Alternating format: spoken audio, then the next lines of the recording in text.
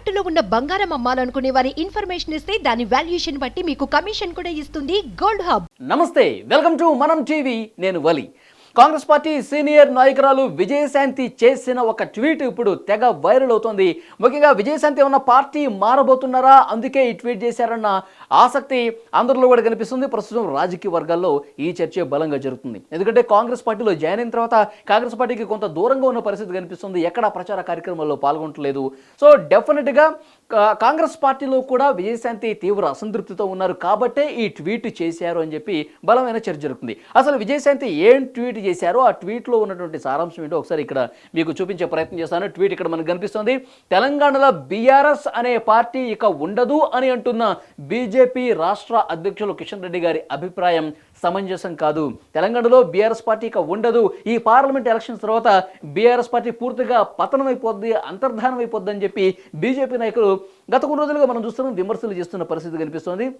ఈ పార్లమెంట్ ఎలక్షన్స్లో ఈ లోక్సభ ఫలితాల్లో పూర్తిగా జీరోకి పడిపోతుంది. 9 ఎంపీలు గెలిచినటువంటి బీఆర్ఎస్ ఈసారి ఒకటి కూడా ఒక స్థానం రాదు, పూర్తిగా జీరోకి పడిపోతుంది.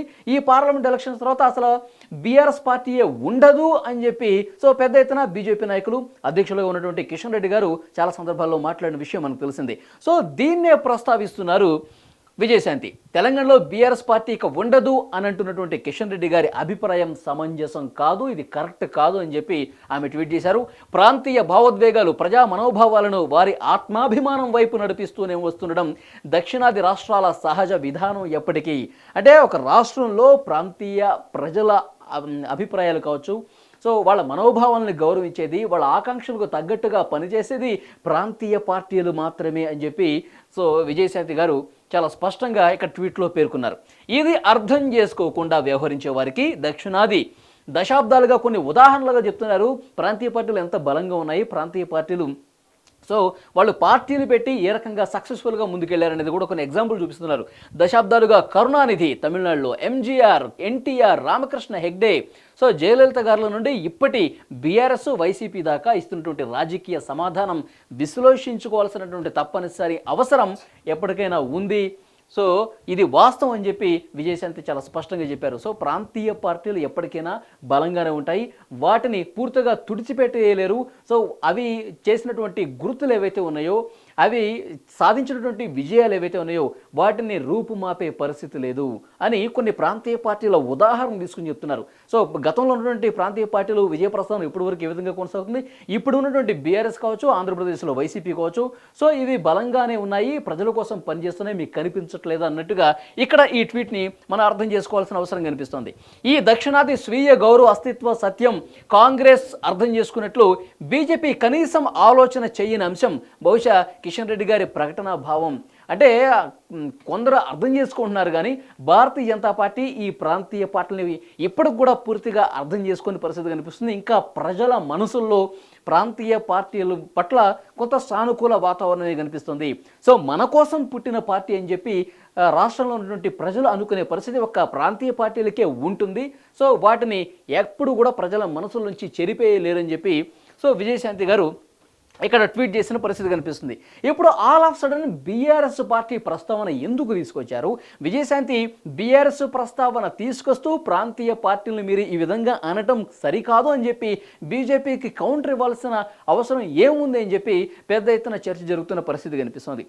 విజయశాంతి గారు ఒకసారి బ్యాక్గ్రౌండ్ మనం ఒకసారి పరిశీలిస్తే కనుక ఆమె తెలంగాణ పార్టీ పెట్టారు, ఆ పార్టీని టీఆర్ఎస్లో విలీనం చేసిన పరిస్థితి ఉంది. తర్వాత టీఆర్ఎస్ నుంచి ఎంపీగా గెలిచారు, తర్వాత కాంగ్రెస్ పార్టీలో జాయిన్ అయ్యారు, ఆ తర్వాత మళ్ళీ భారతీయ జనతా పార్టీలో మళ్ళీ జాయిన్ అయ్యారు, ఆ తర్వాత మొన్న ఎలక్షన్స్ ముందు కాంగ్రెస్ పార్టీలో జాయిన్ అయిన పరిస్థితి కనిపిస్తుంది. ఇప్పుడు కాంగ్రెస్ పార్టీలో కూడా తగినటువంటి ప్రాధాన్యం విజయశాంతికి దొరకట్లేదు. భారతీయ జనతా పార్టీలో ఉన్నప్పుడు కూడా ఏ రకంగా విమర్శలు చేశారో మనం చూసాం. బీఆర్ఎస్లో పుట్టినటువంటి ఒక మొక్క ఇప్పుడు భారతీయ జనతా పార్టీ పెంచి పెద్ద చేస్తుందని చెప్పి ఈటల రాజేందర్ లాంటి వాళ్ళని విమర్శలు చేసినటువంటి పరిస్థితి మనం చూసాం. అదేవిధంగా భారతీయ జనతా పార్టీలో సరైన ప్రాధాన్యం తనకు దక్కట్లేదని పార్టీ మారారు. ఒక వేదిక మీద కిషన్ రెడ్డి ఉన్నప్పుడే పూర్తిగా వేదిక దిగి బయటకు వచ్చిన పరిస్థితి మనం చూసాం. భారతీయ జనతా పార్టీతో పూర్తిగా విభేదాలు, తీవ్ర అసంతృప్తి ఉండటం వల్లే మొన్న ఎలక్షన్స్ ముందు విజయశాంతి కాంగ్రెస్ పార్టీలో జాయిన్ అయినటువంటి పరిస్థితి ఉంది. ఇప్పుడు కాంగ్రెస్ పార్టీలో కూడా పూర్తి స్థాయిలో ఆ అసంతృప్తి అనేది అలాగే కంటిన్యూ అవుతోంది. సో కాంగ్రెస్ పార్టీ పట్ల కూడా అంత అనుకూల వాతావరణం లేదు, ఎక్కడ తనకు అవకాశం కల్పించట్లేదన్న ఒక అభిప్రాయం కనిపిస్తోంది. ఎందుకంటే మొన్న ఎలక్షన్ సమయంలో కూడా పెద్దగా ప్రచారంలో ఉధృతంగా పాల్గొన్న పరిస్థితి లేదు. కాంగ్రెస్ పార్టీ విధానాలని 6 గ్యారెంటీల విషయాలకు సంబంధించి ఎక్కడ బలంగా ప్రజల్లోకి తీసుకెళ్లిన విషయం విజయశాంతి కనిపించట్లేదు. అంటే అసంతృప్తి గత కొన్ని నెలలుగా జాయిన్ అయినప్పటి నుంచే కాంగ్రెస్ పార్టీతో అసంతృప్తి భావంతోనే ఆమె కొనసాగుతున్నారన్న విషయం ఇక్కడ మనం స్పష్టంగా అర్థం చేసుకోవాల్సిన అవసరం కనిపిస్తుంది. ఇప్పుడు సోనియా గాంధీ గారు వచ్చినా, తర్వాత రాహుల్ గాంధీ వచ్చినా, ప్రియాంక గాంధీ వచ్చినా, మల్లికార్జున ఖర్గే వచ్చినా, కాంగ్రెస్ పార్టీకి సంబంధించిన అగ్రనేతలు ఎవరు వచ్చినా సరే సో విజయశాంతి అంత పెద్దగా వాళ్ళతో కలిసి ప్రచారం చేసినటువంటి పరిస్థితి లేదు. అంత పెద్దపీట వేసి గౌరవం ఇచ్చిన పరిస్థితి లేదు అని చెప్పి విజయశాంతి భావిస్తున్నట్టుగా తెలుస్తోంది.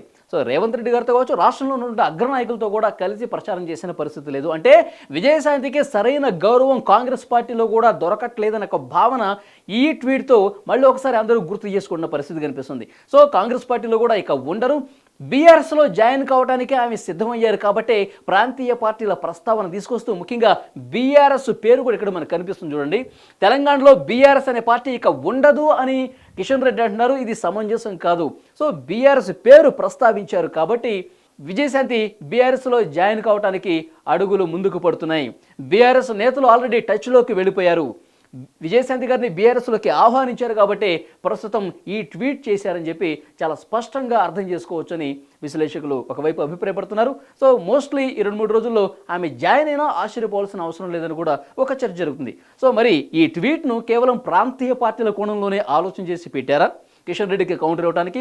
లేదు అంటే కనుక బీఆర్ఎస్లో జాయిన్ కావడం కోసమే. సో బీఆర్ఎస్తో జాయిన్కి సంబంధించి ప్రక్రియ పూర్తిగా ఈ కేసీఆర్ కావచ్చు, కేటీఆర్ కావచ్చు వీళ్ళతో చర్చలు ఫలప్రదంగా ముగిసిన తర్వాతే ఈ ట్వీట్ చేశారన్నది కూడా అతి త్వరలోనే బయటపడే అవకాశం ఉంది.